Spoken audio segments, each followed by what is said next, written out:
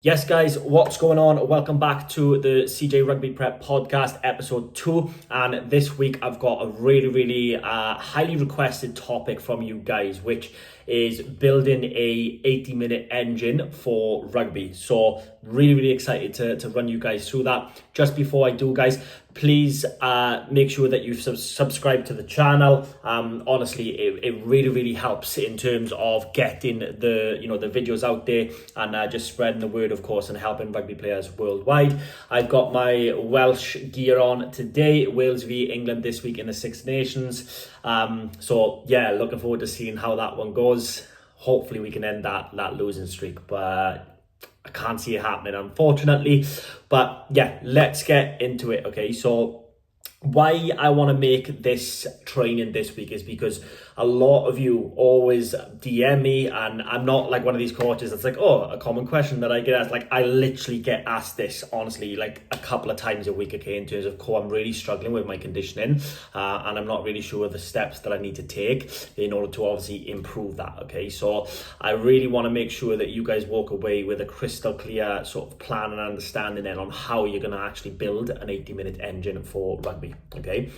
First things first is like, why do we need and why is it important then for an 80-minute engine for rugby? Now, even if you're in the front row or the type 5, okay, the modern game, you are getting asked more and more every single year in terms of the demands of the game, and this is at all levels. Like, rugby players are getting fitter, getting faster, getting bigger.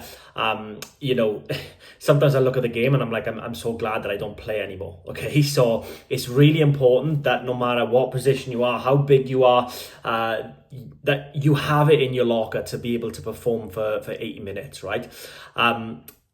Personal experience for myself, I always like, first when I was like 18 to sort of 22, I never really had an issue of like lasting the 80 minutes. Like I was quite light, and I was playing like fullback and things like that, and I was able to just perform at a really good level for 80 minutes. And then like 22 to 25 was kind of like the years then where I noticed, right, okay, I actually need to take some proper steps here in order to develop the right conditioning to be able to, last 80 minutes. Because you guys have probably done it. Like, there's not many worse feelings than being on the field and wanting to do well and wanting to give it your all, but you just don't have anything left to be able to, give what you need to give. Like we could quote the Ian Beale, I've got nothing left, right? You're kind of giving it that on the field, okay? So it's really important that you don't have that situation, because I promise you, it's a really kind of like gut-wrenching feeling when you're out there and you just can't catch your breath. You're not keeping up with play, and yeah, fatigue makes cowards of us all, okay? So I would argue that being fit, having the conditioning levels, especially within like the amateur game, is the most important quality to have above strength, speed, the lot, okay? Because if you are fitter than your opposition, 60, 70, 80 minutes, it doesn't matter how fast and strong your opposition is. If they have nothing left in the tank, they are the weakest and the slowest person on the field, okay? And that's when you can start, obviously coming into the game and start being effective when it really matters, okay? So I want to define what is an 80-minute engine, right? And don't make this mistake, okay, in terms of thinking that an 80-minute engine means that you do not get tired during an 80-minute game, okay? Rugby is a sport where it's going to demand so much of you, and it's going to take so much out of you that no matter how fit you are, you will always get up from a ruck at some point or break and play at some point and think, I am absolutely ruined you, okay? But the key to having an 80-minute engine is to be able to tolerate those moments and be able to sort of recover then as quickly as possible from those moments, okay? So please don't mistake an 80-minute engine with you being like, oh, I just played 80 minutes and I'm absolutely fine. I could go for another 80 minutes. Like, wrong, okay? Rugby is, in my opinion, might be biased, it's one of the hardest sports in the world to play, like physically especially, but and mentally also, okay? So you'll see that the pro levels, the fittest people in the world, but 60, 70 minutes in, they're still blowing out of their arse at some point, okay? And then they recover, and then they're able to like go again and again and again and things like that, okay? So it doesn't mean that you're not getting tired during plays. It just means that you're able to recover enough in time to be effective in the next phase of play. And then the next phase of play might be a little bit less demanding. So, let's say we had a line-out ball, you're absolutely blowing out your arse, line-out ball, opposition throw the ball in, it comes down 9 kicks and basically it goes off the park, and then that's like an easier break of play, okay? And then the next play the ball might be in play for like 30 seconds, 50 seconds, and that's a harder one. So it's kind of unpredictable, but your ability then to tolerate that sort of unpredictable nature of the sport is going to be absolutely key in you actually being effective for 80 minutes during the game, okay?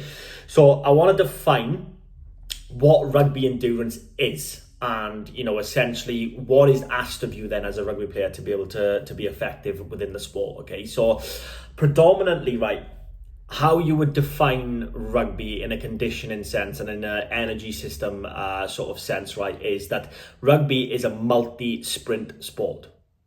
So what that essentially means is that you are going to perform high intense bouts, maximal bouts for 6 seconds, for 4 seconds, for 10 seconds, and then you're going to be asked to repeat that then every 30 seconds, every minute, every 90 seconds, whatever it is. Like I said, it's unpredictable, so it can always be random, okay? But essentially what you're looking at is that you are going to be asked to perform a maximal intense bout for a duration of time, and then you're going to be asked to recover from that intense bout, okay? So it's a multi-sprint sport.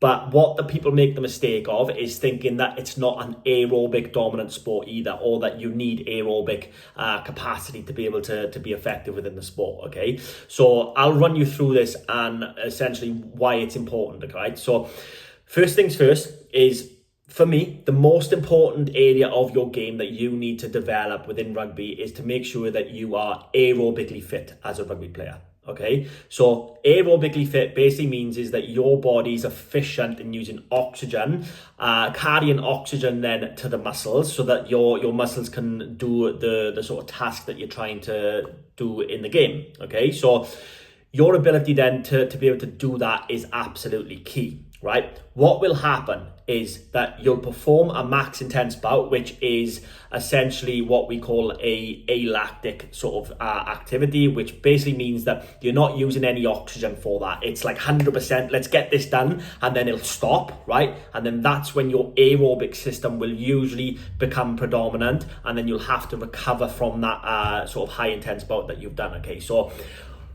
the most important thing is that once you've done that high intense bout, your aerobic system then needs to be efficient enough to the point where it helps you recover in time for the next high intense bout, for the next alactic bout, if that makes sense, okay? So don't fall into the trap of thinking that you only need to get efficient at like high intense bouts and just get really good at that, okay? Because yes, while we do need that, and I'll show you how you're going to do that in a second, you also need that aerobic capacity, because the way that you're going to recover from that high intense bout is being an aerobic fit athlete. Okay, so your muscles then sort of start getting the oxygen to the blood, they can recover so that you can go again in the next 30 seconds or the next 2 minutes or whenever it is, okay?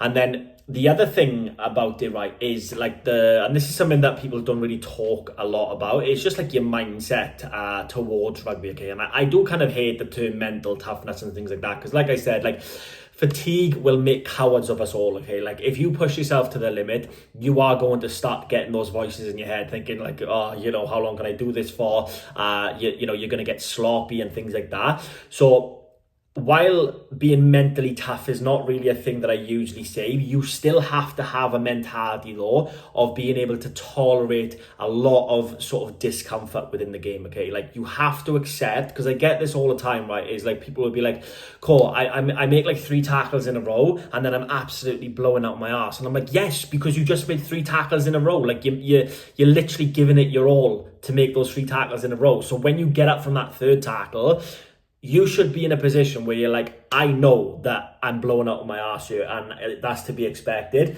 but I'm just going to recover now and focus on recovering for the next bout, okay? So having the mindset of kind of expecting that rugby is a tough sport.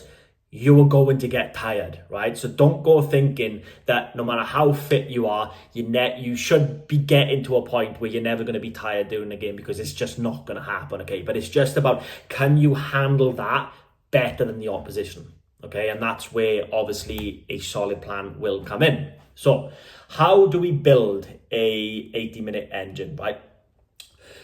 The mistake that people make is that, so we predominantly have sort of like 3 energy systems that will work off, okay? So you have your aerobic system, which again, like I've explained, is obviously carrying sort of oxygen to the muscles. Then you've got the alactic system, which is like really short, intense bouts, like 3 seconds to 10 seconds long.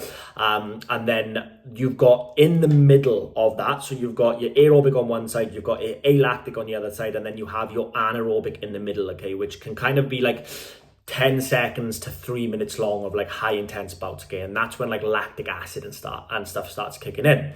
What happens is that rugby players tend to spend a lot of time in that middle section of the anaerobic work, okay? And then what that essentially means is that it's not intense enough to build your ability to sprint repeat after repeat after repeat at a high intensity, but it's also not low enough to develop your aerobic system, okay? So you just spend this time in the middle where you just start collecting a shitload of fatigue, and essentially you don't really get anywhere far, right?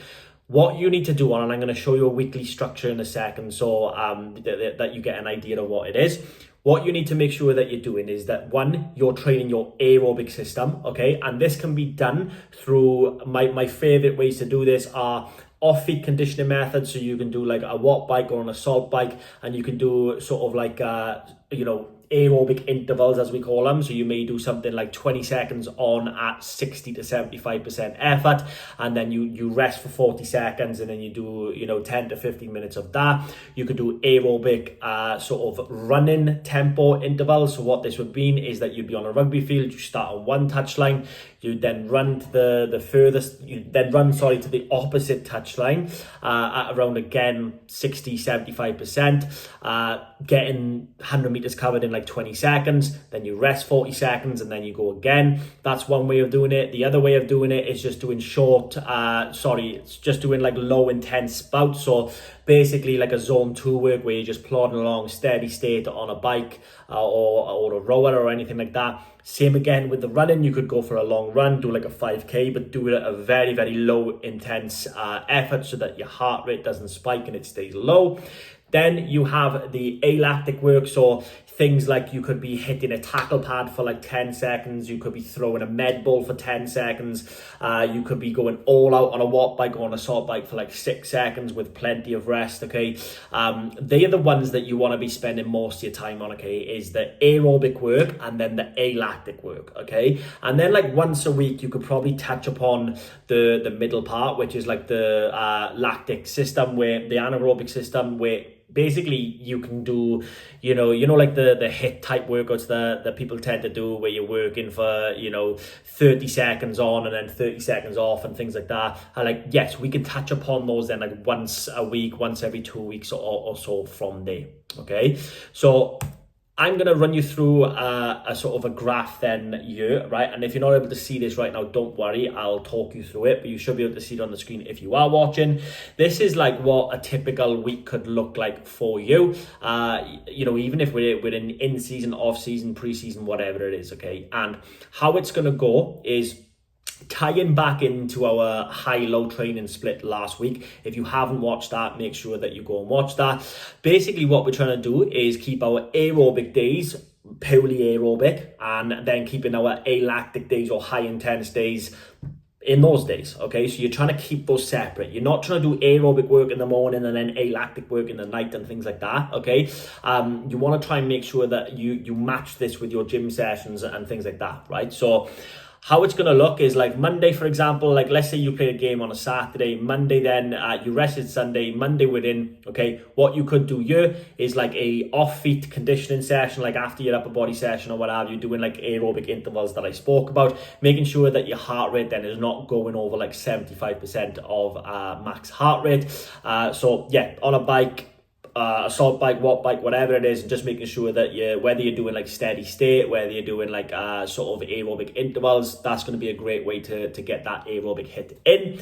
Then on a Tuesday, okay, hopefully your coaches realize the value in doing like small-sided games, okay? So whether it's actually full contact or whether it's touch rugby, doing like small-sided games is going to build a lot of your like rugby-specific conditioning that you will need, okay? If, however, they're not really doing quite a lot of that, what you would then do is just do a lot of like repeat speed stuff like in the gym or yourself basically before rugby training, where you'd like grab a bag and then hit a tackle bag or grab a partner, wrestle with them for like 6 seconds, rest for 30 seconds or rest for a minute, depending on how fresh you want to be. So Monday's going to be your low intensity stuff. Tuesday then will be your high intense stuff, where you're really trying to build that ability to be able to like explode and repeat that essentially. Wednesday then, you could either have a rest day, or if you really need to work on your aerobic work, then you could do a zone 2 work, okay? Because zone 2 is not going to fatigue you at all. So you would just get on a bike and just basically plod along at like 60% heart rate essentially. So it's facilitating recovery, but also working on that aerobic system as well. Thursday then, again, if your coach is like switched on, what they could do then is big numbers in terms of the small-sided game. So what I mean by that is that the less numbers you have in like a small-sided game, the harder you have to work, okay? So it's more intense, you're doing more sprints and things like that. Whereas if you have big numbers in like a bit of a small sort of space, it's more like aerobic type stuff, but it's also touching upon that middle section that I spoke about as well, okay? Because you will have times where you'll have to like up the intensity for, a specific certain time and things like that. So that would be a great one there. Or you can get like an aerobic top up there, okay? There's no sort of right or wrong in that sense. So that's where you could do like your tempo runs and things like that I spoke about, where, you're running from one side, tri-line, to the other tri-line and then going again. Friday then, before the game, if you did have a game and you wanted to rest, that's fine. If you feel quite fresh and you want to get another hit in because you need to work on your aerobic fitness, then you just get your zone 2 off feet work in there. And then of course, then you've got your game day on the Saturday. And then my joke that I have with my clients on a Sunday, I don't want to hear from you, okay? It's rest up and get ready for the week ahead, right? So that's kind of like how your week can look there. So just to recap, guys, right, the most important thing for you guys is making sure that you're spending time at each end of the spectrum, okay? Spend less time in the middle where it's like anaerobic work and you're just like collecting a shitload of fatigue and lots of lactic acid and things like that. Spend time building your aerobic engine so that you can recover in between plays of the game, and then spend time developing your ability to perform high intense bouts, obviously with the alactic work there, okay? So hopefully, guys, you've taken a bit away from this episode. You now know what you need to focus on and how you're going to focus on it. And guys, with this as well, I just want to say before I go, right, is that I give you like a quick snippet of this. This is stuff that I covered extensively within my Rugby 365 program, okay, where it's essentially a program where I coach you one-to-one and I take you through your rugby journey, and I make sure that every step of the way you know exactly what you're doing and you're getting results essentially for your rugby prep. I do have a 30-day like it or leave it, okay? I'm that confident that the program will, bring a lot of value to you, that there's no contracts, there's no lock-ins. All you would do is it's £65 per month. You would pay for that first £65 in the first month, and then if you don't like it, you can leave it, okay? But honestly, I'm so confident that this will turn your rugby around and this will take your game to the next level, that that like it or leave it is there for a reason, okay? So if you'd like to join the community, if you'd like to be coached by me, go and head to the link in the description, and I shall see you on the inside of Rugby 365.